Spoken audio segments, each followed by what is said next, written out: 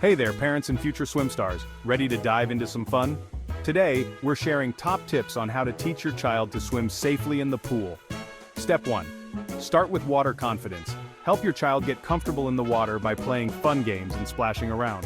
Step 2. Use flotation devices. Floaties, kickboards, and life vests can give your child a sense of security as they learn. Step 3. Teach basic skills. Begin with blowing bubbles, floating on their back and kicking their legs. Step 4.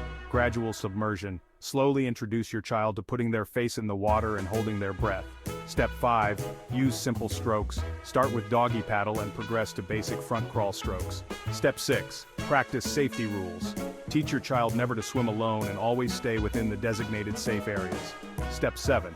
Enroll in swim lessons. Professional instructors can provide structured learning and boost your child's confidence. Remember, patience and encouragement are key. Every child learns at their own pace, so make swimming fun and stress-free. Thanks for watching. Don't forget to like and subscribe for more tips and fun activities.